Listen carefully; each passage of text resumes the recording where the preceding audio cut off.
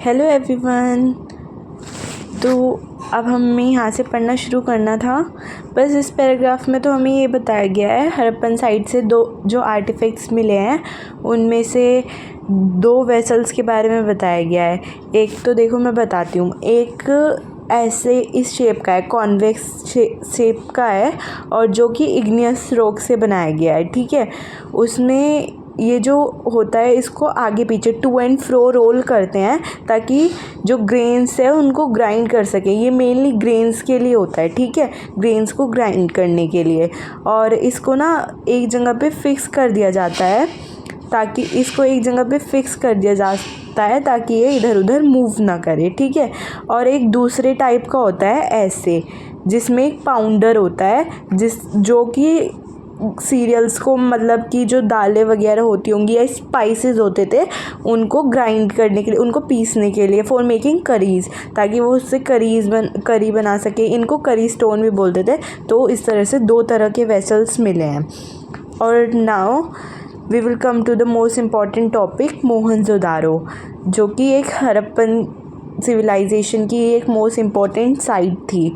जो पहली साइट वहाँ पे मिली है, ऑल्दो इट वाज हड़प्पा, ठीक है, जो पहली साइट वहाँ से मिली है वो हड़प्पा है और हड़प्पा के नाम पे ही हड़प्पन सिविलाइजेशन उसका नाम पड़ा है। बट जो मोहनजोदारो है it is one of the most important site, ठीक है, ऑफ द हड़प्पन सिविलाइजेशन। और इसमें सबसे मेन इम्पॉर्टेंट जो क्वेश्चन आता है वो होता है टाउन प्लानिंग। इसमें मेनली टाउन प्लानिंग के बारे में ही बताया गया है। तो टाउन प्लानिंग में हम सबसे पहले शुरुआत करते हैं कि वो दिखता कैसा था या फिर वो कैसे डिवाइडेड था।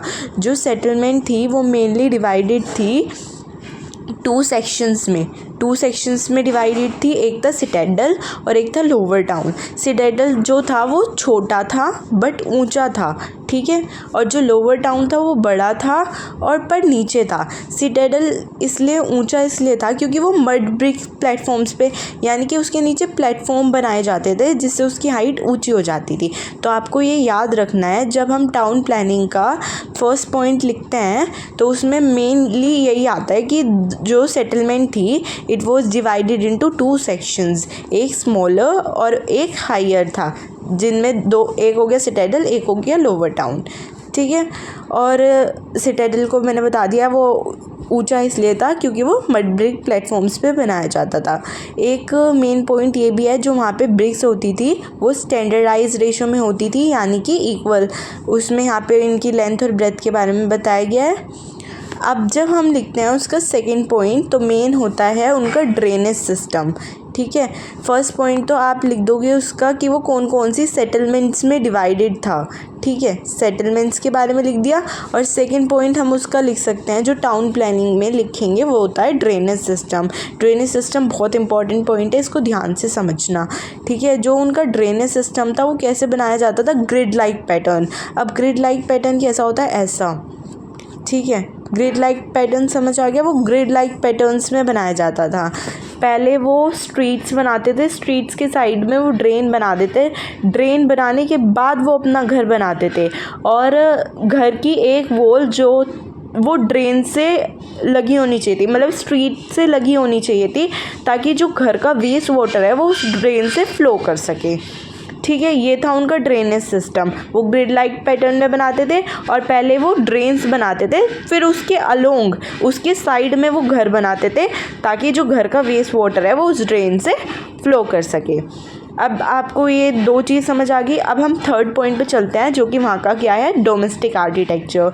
डोमेस्टिक आर्किटेक्चर हमें रेजिडेंशियल बिल्डिंग्स के जो एग्जांपल है वो हमें लोअर टाउन में देखने को मिलते हैं। रेजिडेंशियल बिल्डिंग में सबसे जो मेन इंपॉर्टेंट पार्ट था वो था उनका कोर्टयार्ड। जो सारी मेन एक्टिविटीज़ थी वो कोर्टयार्ड में होती थी, जैसे कि कुकिंग और वीविंग। और हमने हड़प्पन सिविलाइजेशन के डोमेस्टिक आर्किटेक्चर में एक मोस्ट इंपॉर्टेंट चीज़ देखी है, उनका कंसर्न प्राइवेसी को लेके। वो हमें ऐसे दिखता था कि जो ग्राउंड लेवल पे थी वहाँ पे कोई विंडोज़ नहीं होती थी, जो ताकि वो घर का एक डायरेक्ट व्यू दे सके ना। ऐसा कोई पार्ट नहीं होता था, मतलब कोर्टयार्ड से भी हम उनका डायरेक्ट व्यू नहीं देख सकते थे, ना ग्राउंड लेवल पे विंडोज़ हो सकती थी।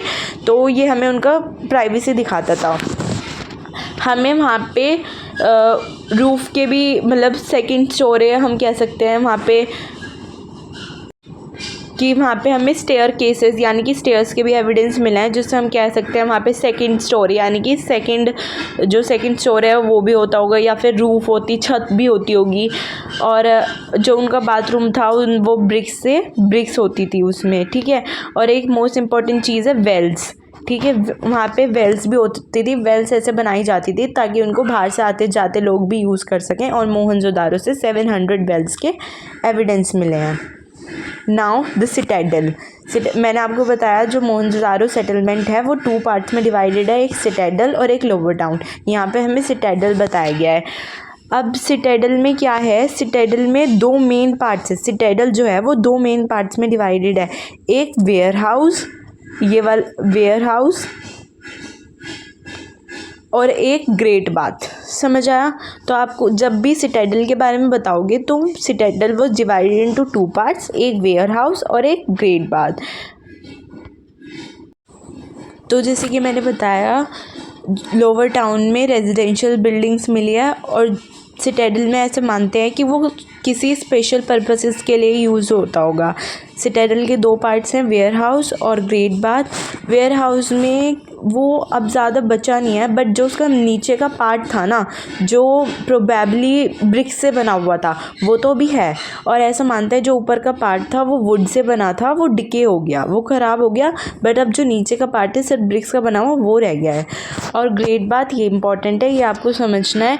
इसमें क्या है, वो ग्रेट बाथ क्या होता था, एक लार्ज रेक्टेंगुलर टैंक बना होता था, जिसके चारों साइड पे कॉरिडोर रन कर रहे होते होंगे। प्रोबेबली वो ऐसा होता होगा, एक रेक्टेंगुलर शेप होती होगी, उसके चारों तरफ कॉरिडोर, और ऊपर और नीचे से यहाँ पे आ रहे होते होंगे स्टेयर्स, मतलब ताकि इसके अंदर जा सकें। और उसको ना वाटर टाइट बना दिया जाता था जिप्सम लगा के उसके चारों तरफ, ताकि उसका पानी बाहर ना आ सके। और उसके तीनों साइड पे रूम्स थे जिनके अंदर वेल होती थी, और उसकी तरफ से उसके पास ड्रेन भी था उसके साइड में, ताकि जो उसका पानी है वो वहाँ से फ़्लो कर सके। और उसके वो ग्रेट बाथ के ही नॉर्थ में एक स्मॉलर बिल्डिंग थी जिसके अंदर 8 बाथरूम्स थे, और each side of a corridor with drains from each bathroom connecting. और जो वो सारे 8 बाथरूम्स थे वो ड्रेन से कनेक्टेड थे, जो कि कॉरिडोर से जाता था। और जो इस ग्रेट बाथ का स्ट्रक्चर है, ये आर्कियोलॉजिस्ट को सोचने पे मजबूर करता है कि वो किसी एक स्पेशल रिचुअल बात के लिए बनाया गया होगा। अब now we will read tracking social differences in the next video. Till then, thank you.